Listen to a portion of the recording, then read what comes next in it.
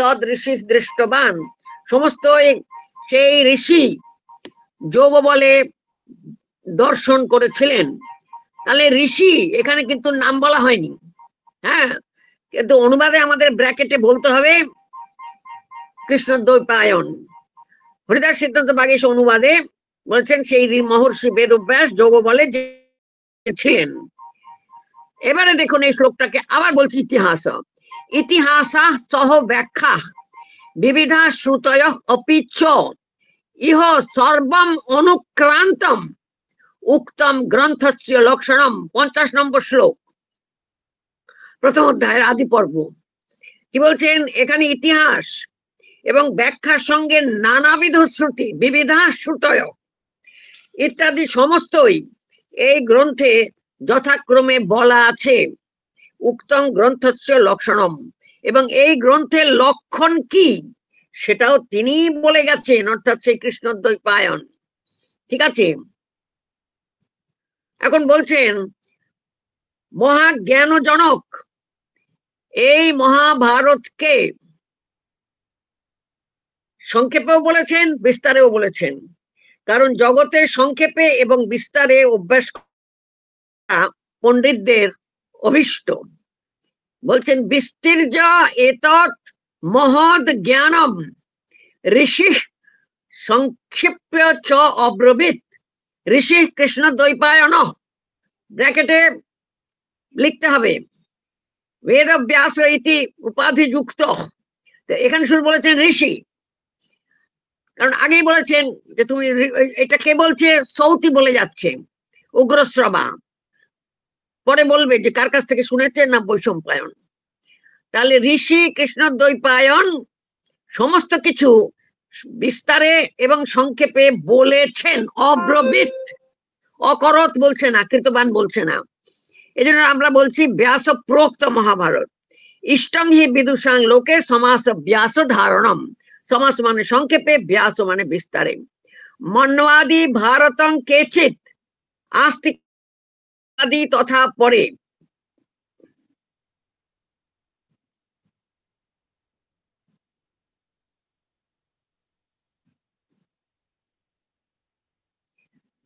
কোন কোন জায়গায় নারায়ণ নমস্কৃত্য, এখান থেকে মহাভারত যথানিয়মে পাঠ হয়।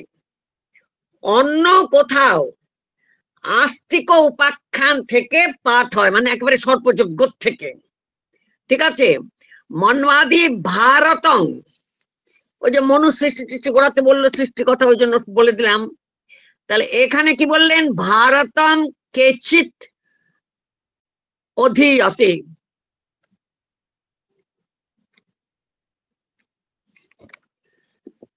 তাহলে বিপ্রগণ, পণ্ডিতগণ, ওহো, হ্যাঁ, অধীয়তে, অধীতে, অধীয়াতে, অধীয়তে অধ্যয়ন করেন ভারতম, মহাভারতম। তাহলে এটার নাম যে ভারত, আমার বইয়ের মধ্যে পেলাম কিভাবে? মন্য আদি থেকে, ওই গোড়াতে যা বলা হলো, নারায়ণ নমস্কৃত্য এখান থেকে। কেচিত আস্তিকাদি তথা অপরে, অন্যেরা আবার আস্তিকের উপাখ্যান থেকে আরম্ভ করেন। এবারে বলছেন বিবিধং সংহিতা জ্ঞানং দীপয়ন্তি মনীষিণ ব্যাখ্যাতং কুশলাঃ কেচিৎ গ্রন্থং ধারয়িতুং পরে। পরে মানে অপরেরা। বলছেন কি পণ্ডিতেরা এই সংহিতা জ্ঞানম, মহাভারত বলছেন না, বলছেন সংহিতা, মানে জয় সংহিতা, ভারত সংহিতা।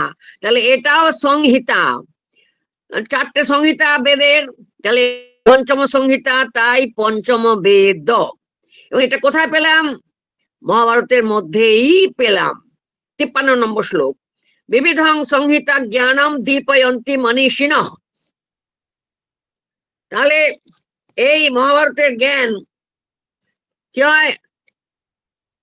মনীষীদের উদ্দীপ্ত করে।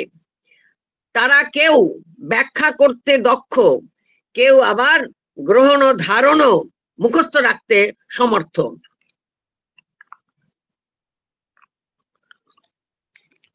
পরের শ্লোক, তপসা ব্রহ্মচর্যেন ব্যাস্য বেদং সনাতনম। আর কেউ করেনি, কৃষ্ণদ্বৈপায়ন করেছেন। ইতিহাসম ইমং চক্রে পুণ্যং সত্যবতী সুত। তার তপস্যা এবং ব্রহ্মচর্যের মাধ্যমে সনাতনং বেদং দি অস্য, সনাতন বেদকে, নিত্য অখণ্ড বেদ ও মন্ত্র রাশিকে, বেদ ও বাংময়, বৈদিক বাংময়কে দি অস্য বিভাগ করে, ইমং পুণ্যম ইতিহাসম চক্রে, তিনি একটা ইতিহাসের রূপ দিলেন। এখানে চক্রে বলছে কেন? ইতিহাসম চক্রে, এটা ইতিহাস তৈরি করলেন। কে কর্তা? এবারে সত্যবতী সুত, পরাশর সত্যবতী সন্তান, পুত্র। পরাশরাত্মজ বিদ্বান, এই দেখুন পিতার নামও বলে দিলেন। তাহলে এই যে কৃষ্ণদ্বৈপায়ন, তার পিতামাতাকে এখানে বলে দেওয়া হলো। এরপরে জন্মের গল্পটা হবে, কিন্তু গোড়াতেই হ্যাঁ নিজের নাম, তারপরে কি থাকে father's name, guardians name, mother's name, তাই তো লক্ষ্য করতে হবে। এখানে প্রথমে পরাশরাত্মজ বললেন না, বললেও ছন্দ ভঙ্গ হতো না। প্রথমে বলা হলো সত্যবতী সুত। আর আমাদের সমস্ত ফর্মে আইডেন্টিটিতে মায়ের নাম লেখা এ বোধহয় 10-15 বছর শুরু হয়েছে। আমরা যখন ছোট ছিলাম মায়েদের নাম কোথাও লেখা ছিল না, আমরা যখন বড় হলাম তখনও ছিল না, আমরা যখন ছোটদের পড়াতে আরম্ভ করলাম, মানে বেশ বড় হয়ে গেলাম, তখনও ছিল না। এই হালে এটা শুরু হয়েছে। আচ্ছা, তাহলে পরাশরাত্মজ বিদ্বান ব্রহ্মর্ষি সংস্কৃত ব্রত, তিনি পরাশরের পুত্র আর জ্ঞানী ব্রহ্মর্ষি দৃঢ়ব্রত, সংস্কৃত ব্রত, তিনি ব্রত ধারণে দৃঢ় সংকল্প এবং বীর্যবান। আর কি ধর্মাত্মা, তিনি ধর্মাত্মা। সেই এখানে কোথাও ব্যাসের নাম নেই, কিন্তু ইনি অনুবাদে বলছেন ব্যাস। ঠিক আছে, মানে ওই সত্যবতী সুত, তিনি পরাশরের পুত্র, বিদ্বান ব্রহ্মর্ষি দৃঢ়ব্রত, মাতুর নিয়োগাত গাঙ্গেয়স্য চ ধীমত। কি করলেন? সত্যবতী এবং বুদ্ধিমান ভীষ্মের নিয়োগ অনুসারে পূর্বেই রাজা বিচিত্র বীর্যের স্ত্রীর সঙ্গে 3টি অগ্নির মতো মিলিত হন এবং তাদের পুত্র জন্ম নিল। তারপর কি হলো? এই সকলে ধৃতরাষ্ট্র, পাণ্ডু, বিদুর, এদের জন্মের পরে বেদব্যাস, এখানে কিন্তু জগাম তপসে ধীমান, কোথাও বেদব্যাস নাম নেই, কৃষ্ণদ্বৈপায়নের নাম নেই। একবার বলে দিয়েছেন পরাশরাত্মজ, কিন্তু 56 শ্লোকে বললেন কৃষ্ণ দ্বৈপায়ন পুরা জনয়া মাস 3 পুত্রান 3 অগ্নিন ইব। তাহলে ধৃতরাষ্ট্র, পাণ্ডু এবং বিদুরকে, তাদের 3 জনই কিরকম? বৈদিক যজ্ঞে যে 3টি অগ্নি প্রয়োজন হয়, সেই 3টি অগ্নির মতো। সেই পুত্রান কিরকম? কৌরব্যান, কুরু বংশের জাত, জনয়ামাস বীর্যবান। কৃষ্ণ দ্বৈপায়ন জনয়ামাস ইমান পুত্রান 3 অগ্নিন ইব। তারপরে ধৃতরাষ্ট্র, পাণ্ডু এবং বিদুরের জন্মের পরে জগাম তপসে ধীমান, তিনি সেই ধীমান পুনঃ আশ্রমং প্রতি জগাম, তিনি তার নিজের তপস্যার আশ্রমে চলে গেলেন। সেই ধৃতরাষ্ট্র প্রমুখ সকলে বৃদ্ধ হয়ে স্বর্গলাভ করলেন। তখন কৃষ্ণ দ্বৈপায়ন কি করলেন? টেক্সটে খালি আছে ঋষি, অব্রবৃত ভারতং লোকে, কে? মহান ঋষি। ওরা বৃদ্ধ হয়ে স্বর্গে গমন করলেন, তখন এই মহান ঋষি এই পৃথিবীতে ভারতম অব্রবৃত, ভারতং মানে মহাভারতম, মর্তলোকে বললেন, লোকে মানে ইহলোকে। কেন বললেন? জনমে জয়েন পৃষ্ঠ সন, জনমে জয় তাকে জিজ্ঞাসা করল, এবং ব্রাহ্মণশ্চ সহস্রশ, আর ব্রাহ্মণেরাও তাকে বারবার অনুরোধ করলেন। শশাস শিষ্যম আসীনম বৈশম্পায়নম অন্তিকে, তখন তিনি বৈশম্পায়নকে এই মহাভারত উপদেশ করলেন। জনমে জয় তাকে জিজ্ঞাসা করলেন, ব্রাহ্মণগণ তাকে সহস্রবার জিজ্ঞাসা করলেন। তখন সেই ঋষি সামনে বসে আছে, যে নিকটে উপবিষ্ট শিষ্য বৈশম্পায়নকে মহাভারত বলবার জন্য সশাস আদেশ করলেন। কোথায় সেটা? জনমেজয় বা কি করছিল? জনমেজয় তখন সর্পযজ্ঞ করছিল। সর্পযজ্ঞে প্রত্যেকদিন জপ এবং হোম প্রভৃতি কার্য সম্পন্ন হয়ে গেলে অবসর সময়ে বারবার অনুরোধ করার পরে বৈশম্পায়ন সভ্যগণের সঙ্গে উপবিষ্ট রাজাকে, মানে রাজা জনমেজয়কে মহাভারত শোনাতেন। শ্রাবয়ামাস ভারতম, মানে বারবার এটা যে ভারত সংহিতা এটা বলা হচ্ছে। আবার 61 শ্লোকে বলা হচ্ছে দ্বৈপায়ন অব্রবীত, কৃষ্ণ দ্বৈপায়ন, যদিও হরিদাস সিদ্ধার্থ বাগে বারবারই অনুবাদ করেছেন বেদব্যাস। এই মহাভারতের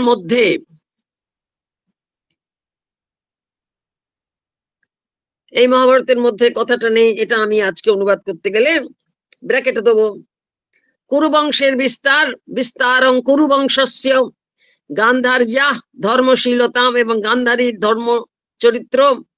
ক্ষত্ত প্রজ্ঞাং, ক্ষত্তা ক্ষত্রি হচ্ছে বিদুর, ক্ষত্ত প্রজ্ঞাং ধৃতিং, বিদুরের বুদ্ধিমত্তা আর প্রজ্ঞা, আর ধৃতিং কুন্ত্যা, কুন্তির ধৈর্যশীলতা।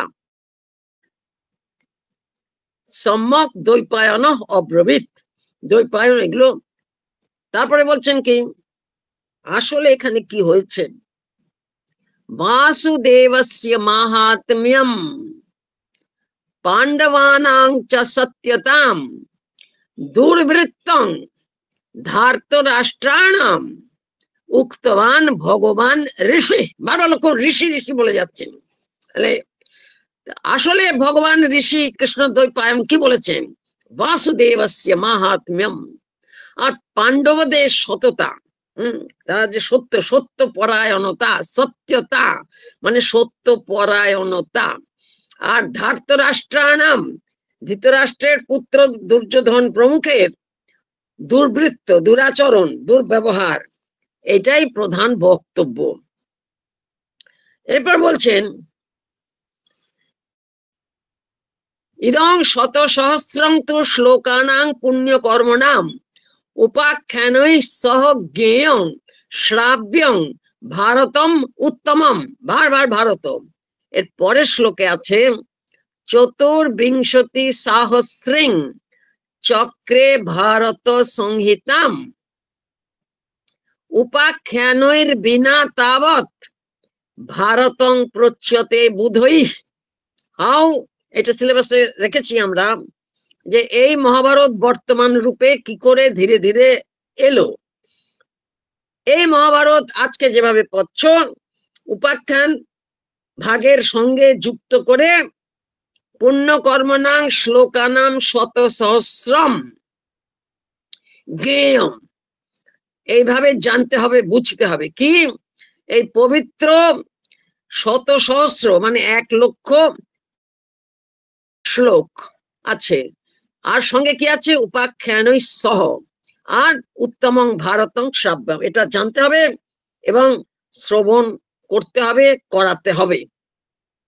তাহলে শ্লোকগুলোই হচ্ছে পুণ্য, আর 1,00,000 সংখ্যক শ্লোক, এই হচ্ছে উত্তম ভারত, সঙ্গে আছে উপাখ্যান সমূহ, এটাই উৎকৃষ্ট। এরপর বলছেন চতুর্বিংশতি সহস্রিং ভারত সংহিতাম চক্রে, 24,000 শ্লোকে ভারত সংহিতাকে নির্মাণ করেছিলেন এইখানে আছে চক্রে। তাহলে কৃষ্ণদ্বৈপায়ন ব্যাসের যদি অথরশিপ আজকে আমাদের স্বীকার করতে হয় ক্রি ধাতু দেখে, সেটা হচ্ছে 24,000 শ্লোকের। এটাই হচ্ছে নিউক্লিয়াস, ইনিশিয়াল মহাভারত। এইটার অথর নিশ্চয়, কিন্তু কোন 24,000 সেটা আজকে আর জানার উপায় নেই। ঠিক আছে, আর সেটা কেমন ছিল? উপাখ্যানৈর বিনা তাবৎ ভারতং প্রচ্যতে বুধৈ। এটা আসলে ভারত সংহিতা, কিন্তু বুধজনেরা, পণ্ডিত মানুষেরা এটাকেই ভারতম বলে থাকেন। খেয়াল করতে হবে, ভারতম হচ্ছে একইভাবে দেশেরও নাম। এটা আমরা আলোচনায় আসবো পরের দিন। আচ্ছা, এরপরে একটা গল্প বলেছেন বিশিষ্ট পণ্ডিতেরা, ওই উপাখ্যান বিনা যে 24,000 শ্লোকে কৃষ্ণদ্বৈপায়ন রচনা করেছিলেন, সেটাকেই প্রকৃত মহাভারত বলেন। তারপর আবার ওই বেদব্যাস কি করেছিলেন? 150 শ্লোকে তত অর্ধ শতং ভূয় সংক্ষেপং কৃতবান ঋষি ভাবুন। 24,000 শ্লোককে 150 শ্লোকে সেই ঋষি কৃষ্ণদ্বৈপায়ন করেছিলেন। অনুক্রমণিকাধ্যায়ং বৃত্তান্তং সর্বপর্বণাম। সমস্ত পর্বের অনুক্রমণিকা মানে প্রেসিং বা হেডলাইন নির্মাণ করে ফেললেন। ইদং দ্বৈপায়নং পূর্বম। এই যে দ্বৈপায়ন প্রথমে এই 24,000 করলেন আর সংক্ষেপে 150 শ্লোক করলেন। প্রথমে কাকে শিক্ষা দিলেন? তারপরে দ্বৈপায়ন আবারও কি করলেন? 150 শ্লোকে সমস্ত পর্বে সংক্ষিপ্ত বৃত্তান্ত রূপে অনুক্রমণিকা অধ্যায় করলেন। অতি শক্তিশালী মানে মেধাতে বুদ্ধিতে শক্তিশালী কি করলেন?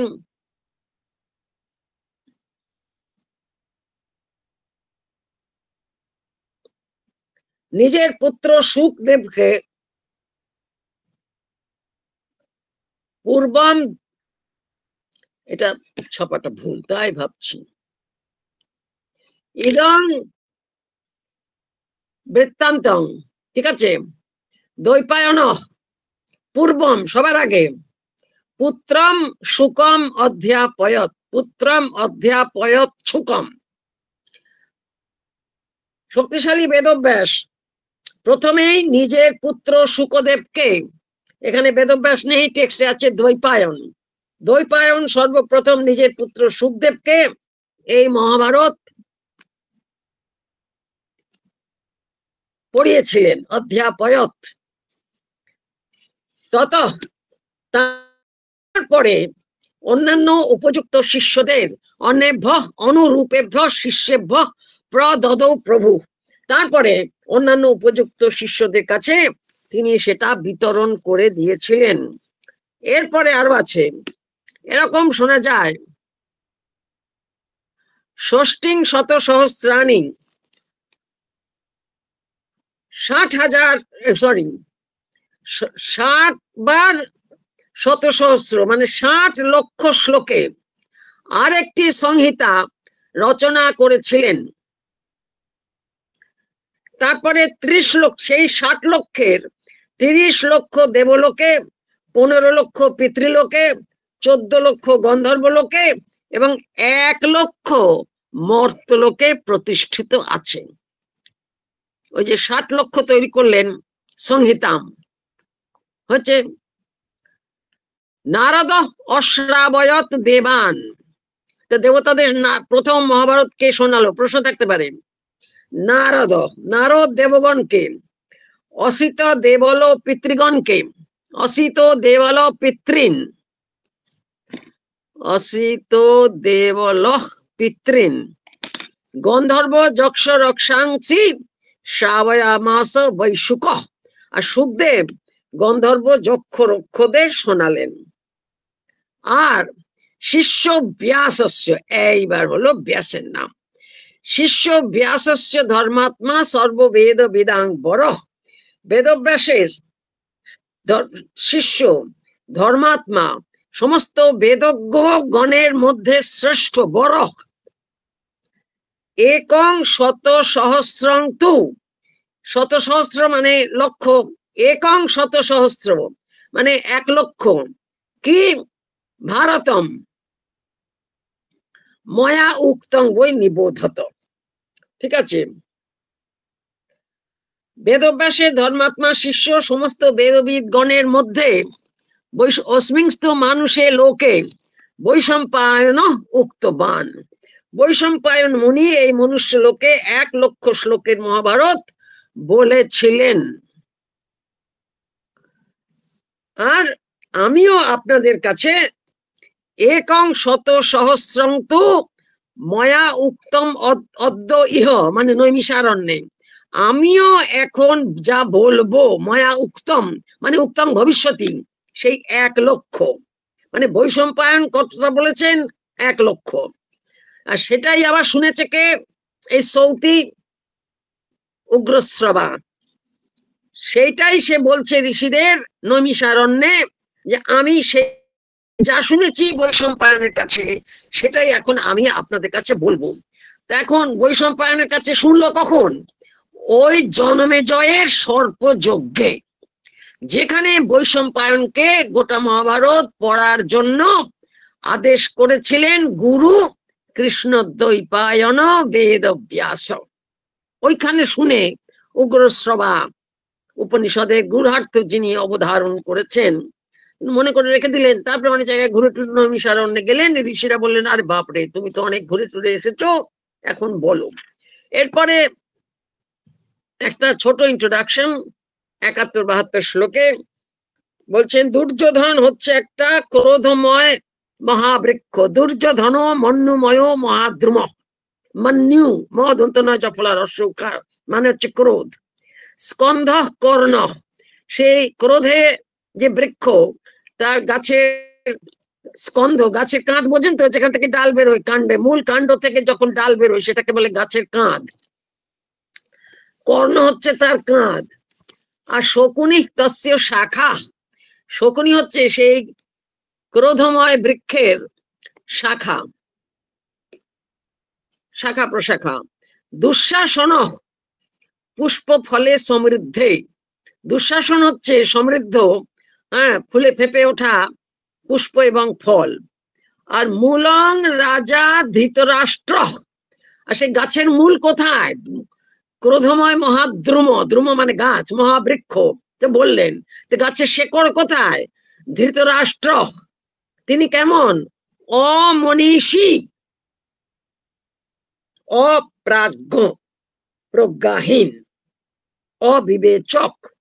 এখন দেখুন স্টাইল অফ রাইটিং, এখন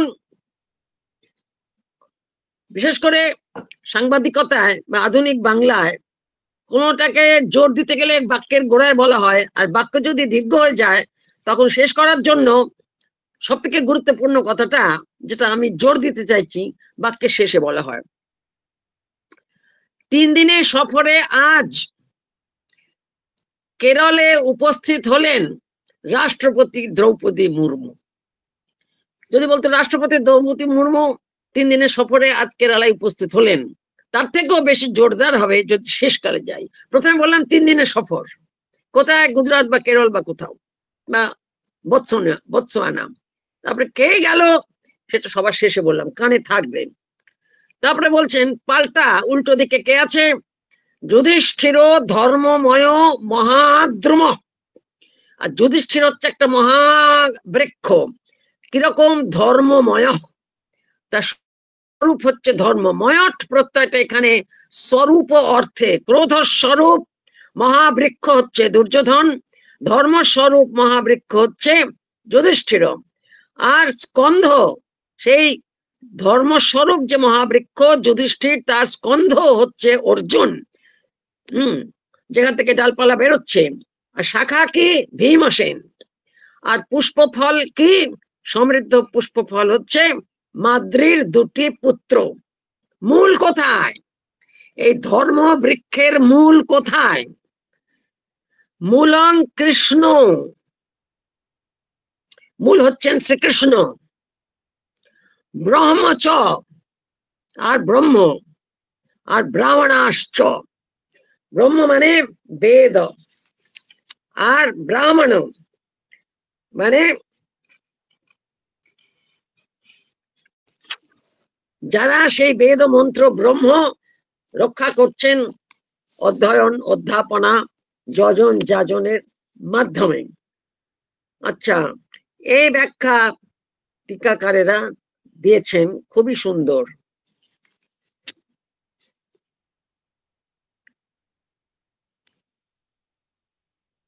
ব্রহ্ম সগুণ ব্রহ্মরূপ, আর কৃষ্ণশ্চ, কৃষ্ণই ব্রহ্ম। আর যদি কৃষ্ণ ব্রহ্ম আলাদা করেন তাহলে কৃষ্ণ আর ব্রহ্ম, অধ্যাত্ম ব্রহ্ম, পরব্রহ্ম এবং ব্রাহ্মণাশ্চ, এবং ব্রাহ্মণগণ যারা রক্ষা করেছেন। নীল নীলকণ্ঠ শর্মা ব্যাখ্যা করেছেন জ্ঞানস্য মূলং ব্রহ্ম বেদ। ঠিক আছে, এই যে জ্ঞানময় ধর্মময় যে বৃক্ষ যুধিষ্ঠির, ধর্ম মানে দৃঢ় জ্ঞানম, সেই জ্ঞানের মূল ব্রহ্ম মানে কি বেদ। বেদাত হি যজ্ঞ ক্রতু যোগ এই সমস্ত থেকে ধর্ম হয়। ধর্মস্য শব্দ মূলত্বাৎ ন্যায়াৎ, বেদস্যাপি মূলং ব্রাহ্মণা, তারা যেহেতু প্রবর্তন করছেন। তাই আগে বললেন কৃষ্ণ, ব্রহ্ম এবং ব্রাহ্মণ। তাহলে ব্রহ্ম শব্দে আমরা সচ্চিদানন্দ ব্রহ্মকে বুঝতে পারি, আর ব্রহ্ম শব্দে বেদ মন্ত্র মানে স্বয়ং বেদ তাও বুঝবো, আর ব্রাহ্মণাশ্চ যা হচ্ছে ব্রাহ্মণ মানে যাতে ব্রাহ্মণ তা নয়, যারা সেই ব্রহ্মণ মানে বেদ, বেদ মন্ত্র হচ্ছে ব্রহ্মণ ক্লিবলিঙ্গে, সেই ব্রহ্মকে ধরে রেখেছেন। তাহলে এরপরে সংক্ষেপে পাণ্ডু অনেক দেশ জিতে হস্তিনাপুরে ফিরে এলেন, এটা আছে। তাহলে এই যে একদম গোড়াতে মুখবন্ধে কি বলা হলো, যে এখানে মোটামুটি হ্যাঁ স্টার চরিত্র কারা, মুখ্য চরিত্র কারা এবং তাদের স্বরূপ কি, এটা শুনলেই মানুষের মোটামুটি তৈরি হয়ে যাবে। মহাদ্রুম, প্রশস্ত বৃক্ষ, বিশাল বৃক্ষ ইত্যাদি ইত্যাদি ইত্যাদি। এখানে এই যে কৃষ্ণকে সগুণ ব্রহ্ম অনুবাদ করেছেন আমাদের হরিদাস সিদ্ধান্ত বাগীশ, মানে ব্রহ্মকে তিনি কৃষ্ণের বিশেষণ করে সগুণ ব্রহ্ম কৃষ্ণ করেছেন, কিন্তু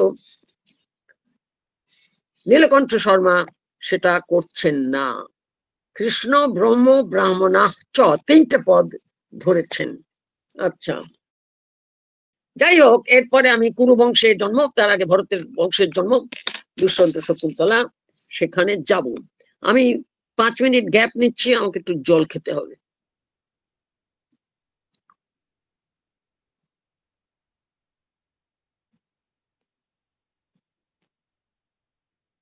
শ্রাবণী,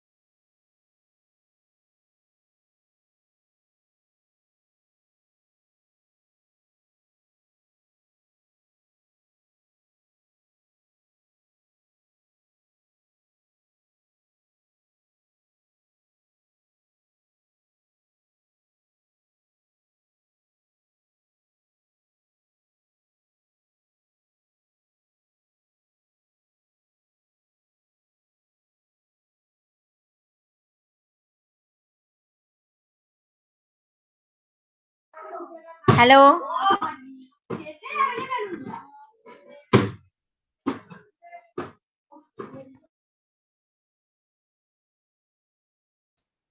কি বলছেন? কেউ কিছু বলছেন?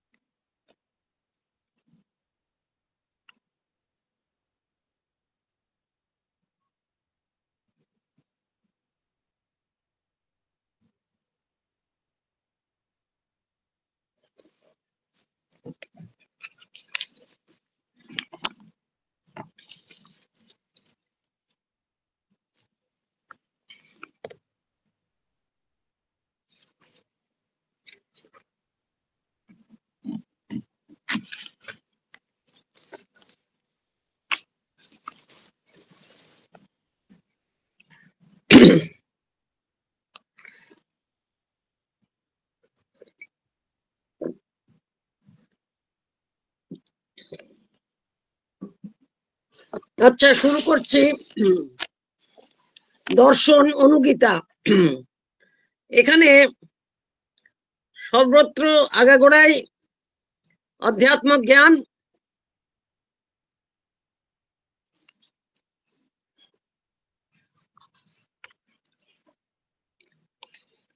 আত্মস্বরূপ,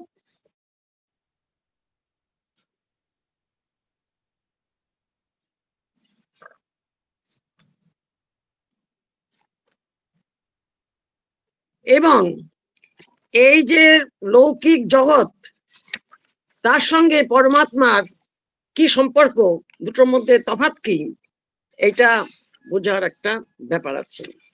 আগাগোড়াই বারে বারেই অতি বিস্তারে সেই তত্ত্ব, এই যে ব্যাস গীতা সমাস গীতার যে কথা, সেটা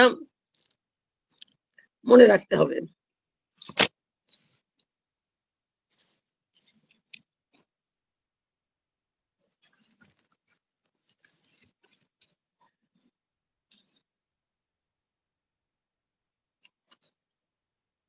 গীতাতে বলা হয়েছিল, আমি তোমাকে দিব্য চক্ষু দিলাম, অর্জুনকে বলছেন ভগবান শ্রীকৃষ্ণ, তুমি এবার আমার বিশ্বরূপ।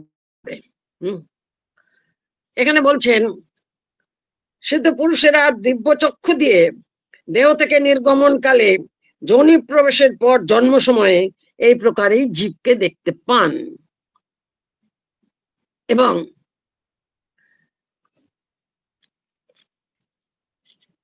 বলেছিলাম এরপরে একটু ফিজিওনমি আছে, কিভাবে গর্ভে জীবের জন্ম হয় সেটা আছে। জীবও কত রকমের হয়, এবং তার মধ্যে মধ্যে এই লৌকিক জীবন এটা অনিত্য হলেও কি কি কর্তব্য, 19 অধ্যায়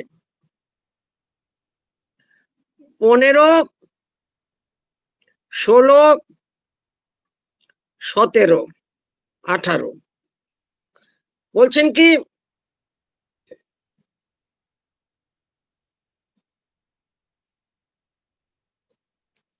দান, ব্রত, ব্রহ্মচর্য, বেদজ্ঞান, বহিরিন্দ্রিয় দমন মানে দম, অন্তরিন্দ্রিয় দমন মানে সম, দানং ব্রতং ব্রহ্মচর্যং ব্রহ্মধারণম, দমঃ প্রশান্ততা, এটা হচ্ছে সম অন্তরিন্দ্রিয় সংযম, ভূতানাং চ অনুকম্পনম, সর্বভূতে দয়া, এইটা সকলের ধর্ম। এটা কৌটিল্যের অর্থশাস্ত্রেও আছে। ভূতানাং অনুকম্পনম সর্বভূতেষু দয়া, দয়া সর্বেষাং ধর্ম, সংযমশ্চ আনৃশংস্যং চ, বলেছিলাম যখন ধর্ম বলেছিলাম যে আনৃশংস্য নিষ্ঠুরতা, এটাকে বারবার ধর্ম বলা হচ্ছে। কারণ ধর্মই যদি না থাকে, যার জীবনে ধর্মাচরণ নেই, তার অধ্যাত্ম সাধনা হবে না। সংযম যদি না থাকে, আর সংযম না থাকলে সে নৃশংসতা বর্জন করতে পারবে না, নৃশংসতা করবেই। আমরা প্রতিদিন আমাদের জীবনে দেখতে পাচ্ছি। আর কি, পরস্বাদান বর্জনম, পরস্ব অন্যের ধন, আদান কেড়ে নেওয়া। অনবরত দেখছি না জমি বিবাদে খুন হয়ে গেল, এ বলছে আমার জমি, ও বলছে আমার জমি, সরকারি জমি দখল হয়ে গেল। পরস্ব আদান বর্জনম মানে দেখতে পাচ্ছেন আমাদের একেবারে অধর্ম ক্ষেত্র কি সাংঘাতিক রকমের হয়ে গেছে। ব্যলিকানাম অকরণম, অন্যায় যা কিছু কাজ, নিষ্ঠুরতা ত্যাগ, চুরি না করা, এবং মনে মনেও না করা, মনসা অপি অকরণম। আর কি, মাতৃদেব ভব পিতৃদেব ভব, মনে করুন তৈত্তির উপনিষদ ঠিক এখানে বলছেন মাতা পিতৃ শুশ্রূষা, দেবতা তিথি পূজনম, মাতৃদেব ভব পিতৃদেব ভব আচার্য দেব ভব অতিথি দেব ভব, গুরু পূজা, ঘৃণা, শৌচং পবিত্রতা, ঘৃণা মানে দয়াও হতে পারে, আর খারাপ জিনিসের প্রতি ঘৃণা মানে অনিচ্ছা, নিত্যম ইন্দ্রিয় সংযম, প্রবর্তনং শুভানাং চ শতাং ব্রতম উচ্চতে। এই হলো, এই সমস্ত কাজ যারা করে তারাই ধ্রুবা স্থিতিতে প্রতিষ্ঠিত হয়। সদ্ভির আচরিত ধর্ম, সজ্জনেরা যা আচরণ করেন সেই ধর্ম সদাচারে প্রতিষ্ঠিত, সৎ আচারে প্রতিষ্ঠিত থাকে। এটাই হচ্ছে উভয়ার্থ, স্বর্গার্থ হয় মোক্ষার্থ হয়। সেই জন্যই ইহজীবন তো অনিত্য, অতএব যা খুশি তাই করে বেড়াই, সেটা করবে না। তাহলে ধ্রুবা স্থিতি লাভ করা যাবে।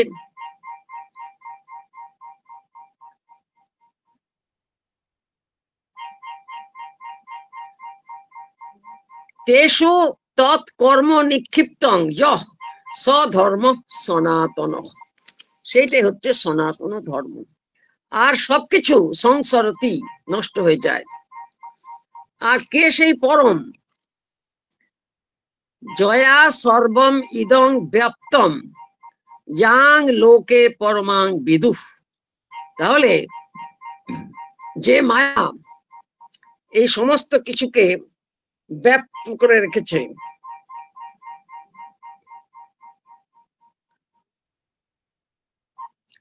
যে প্রকৃতি সমস্ত জগৎকে ব্যাপ্ত করে রেখেছে, এবং জগতে সকলেই যে প্রকৃতিকে পরমা প্রকৃতি বলে জানে, এটা হচ্ছে খরম।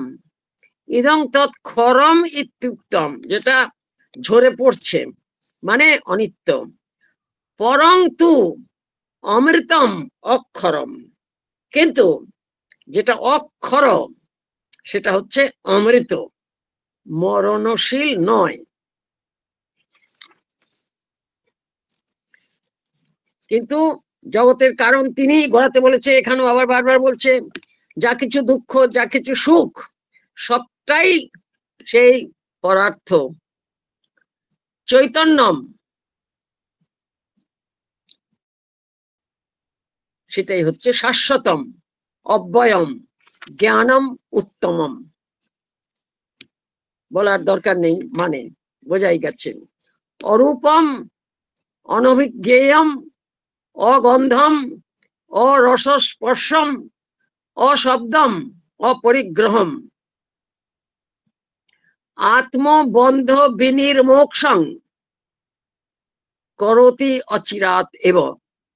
আত্মার যে বন্ধন, যে বন্ধ, সেটা থেকে মুক্তি লাভ করে কে? যার বৈরাগ্য বুদ্ধি হয়েছে।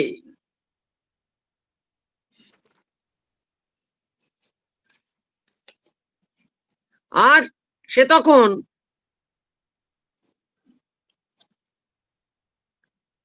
সর্বসংস্কার বিনির্মুক্ত, নির্দ্বন্দ্ব, নিষ্পরিগ্রহ, সমস্ত সংস্কার থেকে সে মুক্ত হয়ে যায়।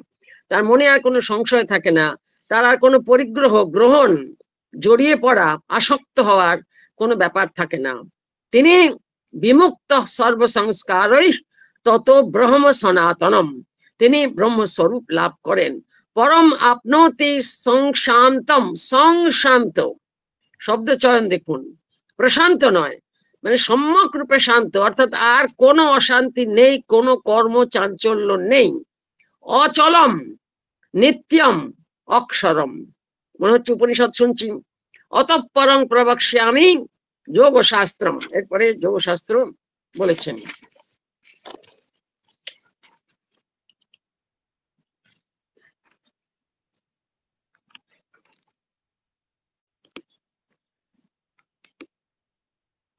আবার জীব নিষ্ক্রান্ত হয়ে, শরীর থেকে নিষ্ক্রান্ত হয়ে আত্মানং, আর এই পুরনো দেহকে পরিত্যাগ করে অপর দেহ গ্রহণ করে। কারণ আত্মানম আলোকয়তি, নিজ স্বরূপকে সে অনুভব করে। মনসা প্রহসন্নিব, যোগী তখন যেন মনে মনে হাসতে হাসতে তদ, এবং এটাকে দেখেন, তদ এবং আশ্রয়ং কৃত্বা মোক্ষং জাতি ততময়ী, সেই সিদ্ধ পুরুষ তখন কি করেন? মোক্ষ লাভ করেন, মোক্ষে আশ্রয় করেন। ততময়ী, তারপরে আমাতে, মানে শ্রীকৃষ্ণে।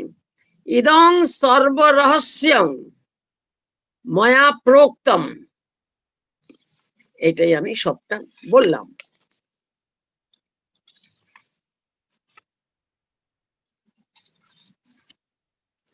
এরপরে আবার বলছেন বাসুদেব উবাচ, বাসুদেব বলছেন তারপরে সেই ব্রাহ্মণ আমাকে আবার স্বরহস্য, এই বিদ্যা বললেন।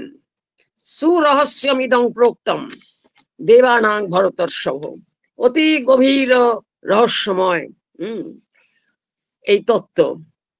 শ্রুতবান সদ্দধানশ্চ পরাক্রান্তশ্চ পাণ্ডব, না তৎপরং সুখম অন্যত কিঞ্চিত স্যাৎ ভরতর্ষভ। শ্রদ্ধাবান লভতে জ্ঞানম, আমরা ভগবত গীতায় পেয়েছি। এতাবৎ এব বক্তব্যম না তো ভূয়ঃ অস্তি কিঞ্চন, মানে এটাই বক্তব্য, আর কিছু বলার নেই। এখানে 21 অধ্যায় শেষ হলো, যাবে 45 পর্যন্ত। ভাবুন এবার, আবারও বারবার এখানে আমরা ব্রহ্মসূত্রের একটা সূত্র আছে, আবৃত্তি অসকৃত উপদেশাত, যারা বেদান্ত পড়েছেন নিশ্চয়ই মনে করতে পারছেন যে এক কথা বলে উপনিষদে একই কথা অনেক করে আছে। এক উপনিষদের সৃষ্টি প্রক্রিয়া বলেছে, ব্রহ্মস্বরূপ বলেছে, আবার গিয়ে বলছেন এটা কিরকম বলছেন যে উপদেশাত। কেননা আমরা দেখতে পাচ্ছি যে শ্বেতকেতু পিতাকে জিজ্ঞেস করেছিল যে আমাকে বলুন, আমি তো বুঝতে পারছি না এক বিজ্ঞানের সর্ববিজ্ঞান কি করে হবে, কাকে জানলে আর কিছুই জানা বাকি থাকবে না, কি সেই স্বরূপ। বললেন ওমা, আর উনি তো বলে দিলেন, তারপরে আবার ভুলে গেছে, ভুলে গিয়ে শ্বেতকেতু বলছে ওই কথাটা আর একবার বলুন, আর উনি আবার তাকে ব্যাখ্যা করলেন। এই যদি হয় তাহলে শ্রবণ মনন নিদিধ্যাসন করার সময় আবৃত্তি অসকৃত উপদেশাত, আমরা এই অনুগীতাতে দেখছি, ভগবত গীতায় যে কথা সংক্ষেপে 18 অধ্যায় বলা হচ্ছে, এখানে 50 অধ্যায় ধরে সে কথা বলা হচ্ছে, এবং একটি ছোট বাক্য যেখানে হয়তো ভগবত গীতা আছে, এটা সেখানে একটি পুরো অধ্যায় 20, 25, 32 শ্লোকে বলা হচ্ছে। প্রত্যেকটি স্তরে সূক্ষ্ম সূক্ষ্ম সূক্ষ্ম বিভাগ, মানে অনুভবের স্তরের, সাধনা স্তরের সূক্ষ্ম বিভাগগুলো করছেন। আর আমি এখানে বলছি বারবার, একটা দুটো অধ্যায়ের পরে পরেই প্রত্যেকটা অধ্যায় আরম্ভ হচ্ছে অত্রাপি উদাহরন্তি ইমম ইতিহাসং পুরাতনম। এই ব্যাপারে আরো একটা পুরনো ইতিহাস আছে, শোনো। ইতিহাস মানে এখানে হচ্ছে আখ্যান, উপাখ্যান, বৃত্তান্ত। এটা হলো 23, 24 অধ্যায়টাতেও ঘোরাতেও আবার সেই ওখানে যাগযজ্ঞের সঙ্গে, এখানে হচ্ছে বেদার্থ, ওই যাগযজ্ঞের সঙ্গে অধ্যাত্ম তত্ত্বকে মেলানো হচ্ছে। 25 অধ্যায়ও ঠিক ওইভাবেই, মানে সমস্ত ইন্দ্রিয়গুলির সঙ্গে বৃহদারণ্যক উপনিষদ মনে পড়বে আত্মতত্ত্বের কি সম্পর্ক, শ্রুতির অর্থ। তারপরে 26 অধ্যায় ঠিক ওইভাবেই আরম্ভ হলো। এখানে সব শরীর অন্তর্গত যে বায়ু, প্রাণ অপান সমান উদান জ্ঞান, সেই বায়ু সংহরণ কি করে হবে এবং তার প্রক্রিয়া কি, এটা এখানে ব্যাখ্যা করা হয়েছে। 27 অধ্যায় ঠিক একইভাবে আরম্ভ হয়েছে এবং নারদ এবং দেবমতের মধ্যে সংলাপ। নারদ মানে ওই সেই ব্রাহ্মণ বলছে কাশ্যপ ব্রাহ্মণকে, সেই কাশ্যপ ব্রাহ্মণ বলেছেন কৃষ্ণকে, কৃষ্ণ এখন বলছেন অর্জুনকে, সেইটা আবার বলছিলেন বৈশম্পায়ন, সেই বৈশম্পায়ন উবাচে বলে আরম্ভ করলো সৌতি, মানে 7টা বক্তা হয়ে গেছে। এখন দেবমত নারদকে জিজ্ঞাসা করলেন, কি জিজ্ঞেস করলেন? দেবর্ষি নারদ, প্রাণী জন্মিলে কে প্রথমে জন্মায়? প্রাণ অপান সমান ব্যান উদান প্রথমে কি করে উৎপন্ন হয়? এটা বললেন সংকল্পাত। নারদ বলছেন, দেবমত আরো বলছেন কেনায়ং সৃজ্যতে জন্তু, কে এই জন্তু কুলকে, জীবকুলকে সৃষ্টি করেছে? কষ্ট অন্য পূর্বম এতিতম, তার আগে কে জন্মেছিল? স্ত্রী পুরুষ সৃষ্টি কি করে হলো? তির্যক যোনি কি করে হলো? এগুলো কি? ঊর্ধ্ব যোনি কি করে হলো? অধ গমন কি করে হয়? সংকল্পাত, নারদ বলছেন সংকল্পাত জায়তে হর্ষ, শব্দাতপি জায়তে, রসাত সঞ্জায়তে কাপি, রূপাত অপিত সঞ্জায়তে, স্পর্শাত সঞ্জায়তে চাপি, গন্ধাত অপি জায়তে। মানে কিসের কিসের থেকে জন্ম হয় প্রত্যেকটা আলাদা আলাদা করে বলছেন। শুক্র, প্রাণ, উদান, হর্ষ, এইটা বৃহদারণ্যক উপনিষদ একেবারে। কামাত সঞ্জায়তে শুক্রম, কি করে জীব সৃষ্টি হয়? প্রাণ অপান, এবং সেইগুলো কি করে যাচ্ছে? অগ্নির বৈ দেবতা সর্বা ইতি বেদস্য শাসনম। দেখুন, বেদের শাসন মানে উপদেশ কি? সমস্ত দেবতার স্বরূপ অগ্নির মধ্যে আছে। তাহলে অগ্নি বা তেজ, এটাই হচ্ছে সব। সেই অগ্নি থেকে ধূম, এবং তারপরে সর্বং সঞ্জায়তে তস্য যত্র প্রক্ষিপতে হবি, ওই যে হবির যজ্ঞ করা হচ্ছে, সেটাই হচ্ছে সৃষ্টির মূল। 18 অধ্যায়তে গিয়েও এই একই অত্রাপি উদাহরণ, সেই রূপ রস গন্ধ স্পর্শ এবং সেই গুণ, আর তাদের তাদের যে যে ইন্দ্রিয়, তাদের কি ভূমিকা, প্রত্যেকটা অধ্যায় আরম্ভ হচ্ছে এই ব্যাপারে একটা গল্প আছে। এবং এই করে এখানে আমি 53 নম্বর অধ্যায়েতে যাচ্ছি, গিয়ে এটা শেষ করব আজকের মতো, কারণ বিষয়টা খুব সোজা নয়। অনেকবার অহিংসার কথা বলেছেন। 53 অধ্যায়ে ব্রহ্মা বলছেন, বলেছিলাম একটা ব্রহ্মার সঙ্গে সংলাপ এসে যাবে। ব্রহ্মা বলছেন অহিংসা লক্ষণ ধর্ম, হিংসা চ অধর্ম লক্ষণা। অহিংসা হচ্ছে ধর্মের লক্ষণ, আর হিংসা হচ্ছে অধর্মের লক্ষণ। ঠিক যেমন প্রকাশ লক্ষণা দেবা মনুষ্যা কর্ম লক্ষণা, দেবতারা হচ্ছেন প্রকাশিত হন, আর মানুষেরা হচ্ছে কর্ম অনুষ্ঠান করে। কর্মই হচ্ছে মানুষের লক্ষণ। আমরা আজও বলি না কিছু করে খেতে পারিস না, ওটা আর মানুষ হলো না, এখনো কিছু কাজকর্ম করে না, কিছুই কাজকর্ম পারে না, ওকে আর মানুষ করা গেল না। একেবারে মহাভারতের কথা, মনুষ্যাহ কর্ম লক্ষণা। যেমন লক্ষণম বলতে এখানে গুণ বলেছেন, সমস্ত এই যে পঞ্চভূত তাদের কি কি গুণ সেটা বলে যাচ্ছেন। আর সেই শব্দ আবার তার লক্ষণ কি, ভারতী শব্দ লক্ষণা। তার মধ্যে কি আছে, স্বর ব্যঞ্জন সংস্কারা। মনের লক্ষণ কি, চিন্তা। চিন্তা আবার কি, বুদ্ধি। মনসা চিন্তিতান অর্থান বুদ্ধি আছে ব্যবস্থিতি। প্রথমে মনে মনে যেটা চিন্তা করে সেইটাই জ্ঞান যোগে, বুদ্ধি হচ্ছে জ্ঞান, জ্ঞান দিয়ে সেটা ব্যবস্থিতি মানে অনুষ্ঠান করে, নির্ণয় করেন। মন দিয়ে যেটা মনসা চিন্তিতং কর্ম, মনসা চিন্তিতা বিষয়া বুদ্ধি দ্বারে না, বুদ্ধি মাধ্যমে না নির্ণীতা ভবন্তি। আর মনের আরো লক্ষণ কি, ধ্যান। আর বুদ্ধির লক্ষণ কি, নির্ণয়। ব্যবসায় মানে নির্ণয়, ব্যবসা বাণিজ্য নয়, লিখে রাখবেন। ব্যবসায় শব্দস্য কোর্থ মহাভারতে অনুগীতা মধ্যে যোগ প্রবৃত্তি লক্ষণ। আর জ্ঞান হচ্ছে সন্ন্যাস। যখন আত্মস্বরূপ জ্ঞান হয় তারপরে আর সংসারে মন থাকে না, তখন সংন্যাসেদ ইহ বুদ্ধিমান। তখন বুদ্ধিমান, যার জ্ঞান, বুদ্ধিমান মানে জ্ঞানমান, ইন্টেলিজেন্ট নয়, প্রুডেন্ট, যে নলেজ পেয়েছে, যে ওয়াইজ, যার উইজডম উঠেছে, সে কি করছে, সে সন্ন্যাসী, সে জ্ঞান সংযুক্ত উইথ উইজডম প্রাপ্নতি পরমাং গতি, তিনি পরম গতি লাভ করেন। আবার পার্থিব বস্তু গন্ধ কি করে জ্ঞান হয়, সমস্ত পার্থিব বস্তু স্বরূপ এখানে ব্যাখ্যা করা হয়েছে।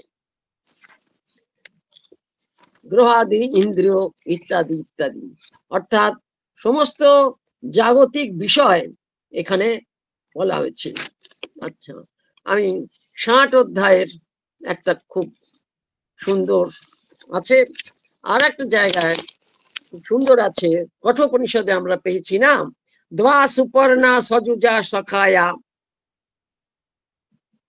সমানং বৃক্ষং পরিশস্ব জাতে তয়োরন্ন পিপ্পলং স্বাদু অত্তি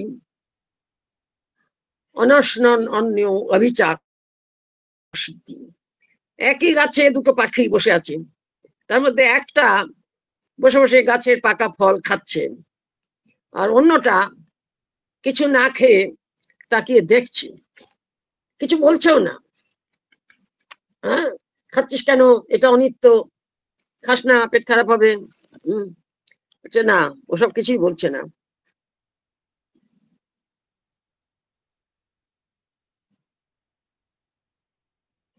আর গুরুমুখী বিদ্যা, এটাই বারবার বলা হচ্ছে।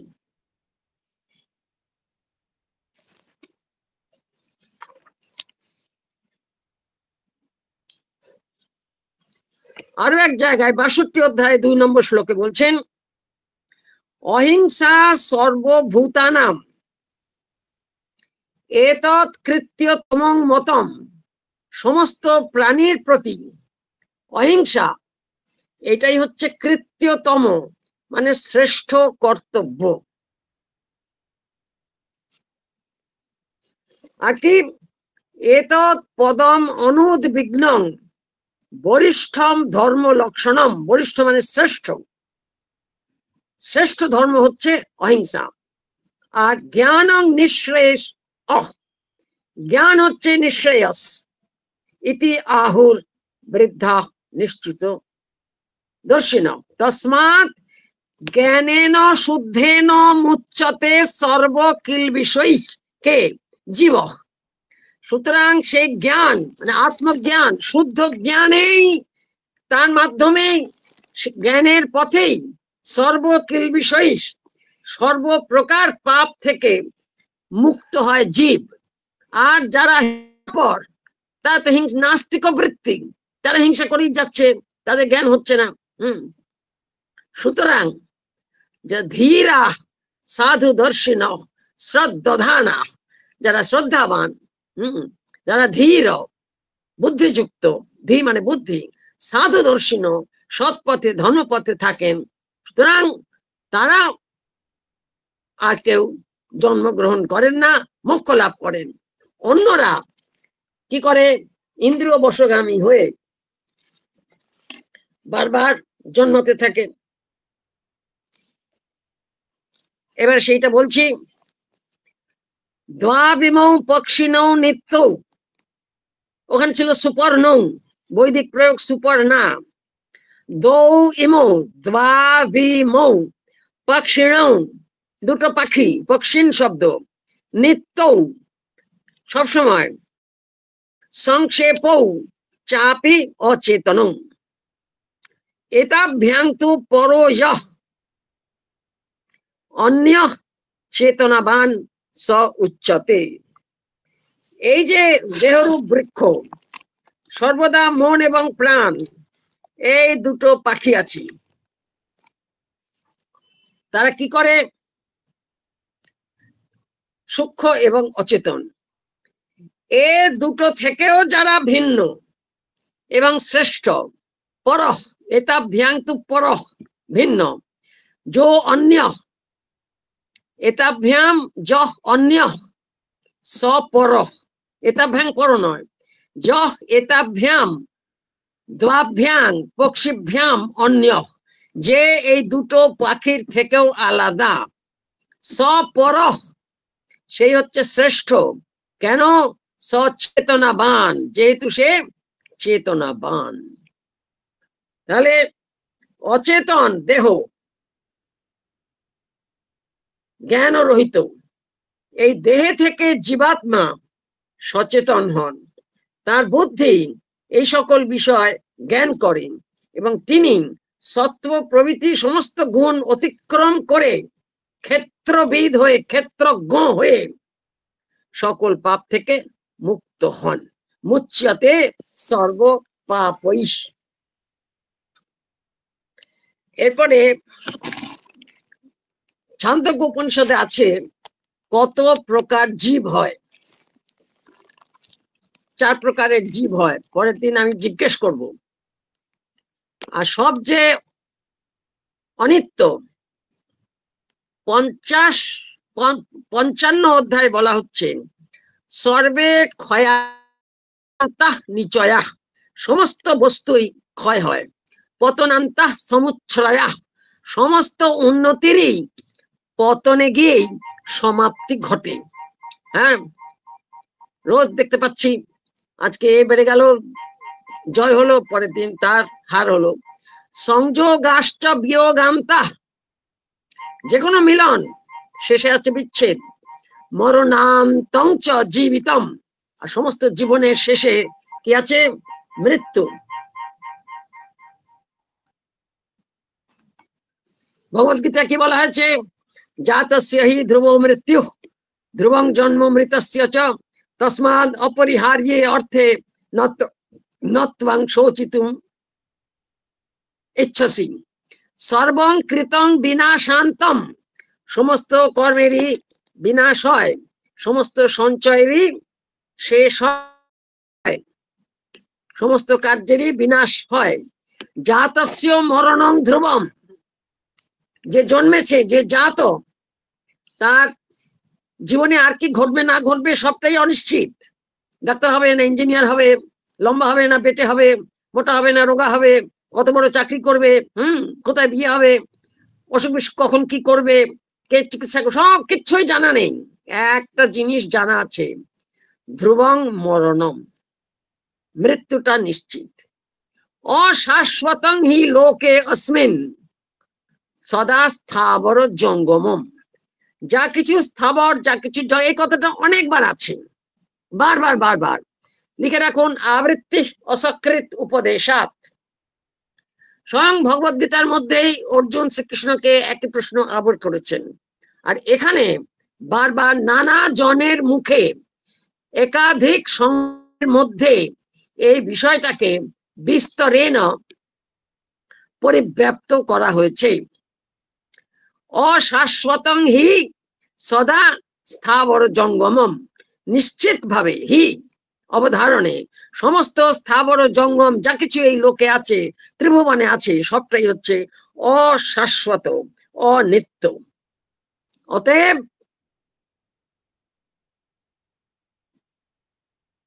সর্বম এতদ বিনাশান্তং, সমস্ত কিছুই অন্তে বিনাশ। সে ব্রত হোক, নিয়ম হোক, দান হোক, তপস্যা হোক, যজ্ঞ হোক, ইষ্টং দত্তং তপঃ অধীতং, অধীত বিদ্যা, ব্রতানি নিয়মাশ্চ যে সর্বম এতদ বিনাশান্তং, সব কিছুর বিনাশ অন্তে হয়, কিন্তু জ্ঞানস্য অন্ত ন বিদ্যতে, কেবলমাত্র জ্ঞানের বিনাশ নেই। সৎ নিত্যম শাশ্বতং সনাতনম চ জ্ঞানম, জ্ঞানম কীদৃশম একটা প্রশ্ন হতে পারে। তস্মাদ অতএব জ্ঞানেন শুদ্ধেন প্রশান্তাত্মা জিতেন্দ্রিয় নির্মম নিরহংকারো মুচ্যতে সর্ব পাপমভিঃ। তাহলে অহং মমত্ব বুদ্ধি পরিত্যাগ করে নির্মম নিরহংকার শুদ্ধেন জ্ঞানেন, বিশুদ্ধ জ্ঞানের পথেই কি করবে তিনি, যিনি সংযতেন্দ্রিয় শান্ত চিত্ত, তিনি প্রশান্ত আত্মা নিয়ে যিনি জিতেন্দ্রিয়, তিনি কি করেন, মুচ্যতে মুক্তি লাভ করেন। কিসের থেকে? সকল পাপ থেকে। পাপ কি? বন্ধন, অহং মমত্ব বুদ্ধি।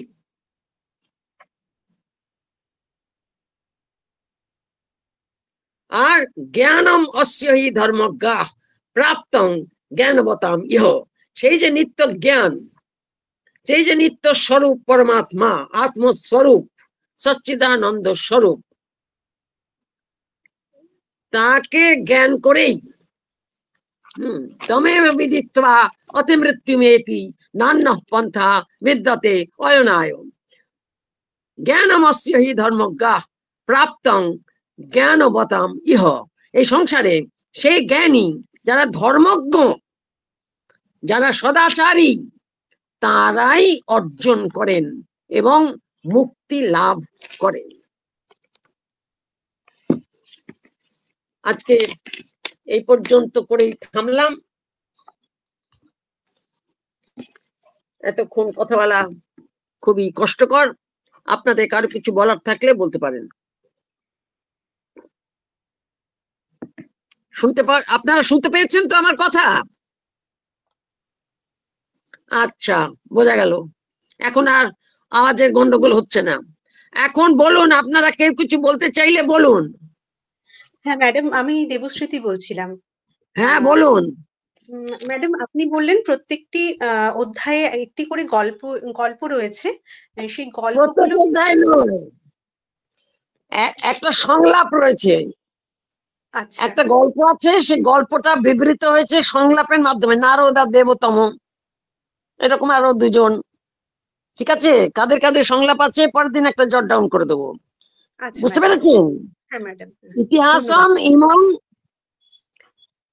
প্রাহু, ঠিক আছে। হ্যাঁ ম্যাডাম। অত্রাপ্যাহু ইদম অত্রাপ্যাহুর ইমম ইতিহাসং পুরাতনম, ঠিক আছে। মানে ইতিহাসং মানে সেখানে বৃত্তান্তম, এই বিষয়ে একটি প্রাচীন বৃত্তান্ত আছে, শোনা যায় বলে যিনি বক্তা তিনি বলছেন। সেটা ব্রহ্মা হতে পারেন, ওই সেই ব্রাহ্মণ হতে পারেন, তারপরে আরো কেউ হতে পারে। আচ্ছা, সেই বৃত্তান্তটা, সেই ইতিহাসটা বিবৃত হচ্ছে কিভাবে? এক একটি সংলাপের মাধ্যমে। সেই সংলাপটা এক অধ্যায় শেষ হয়ে যাচ্ছে, সব সময় তা নয়। বুঝেছেন এবার?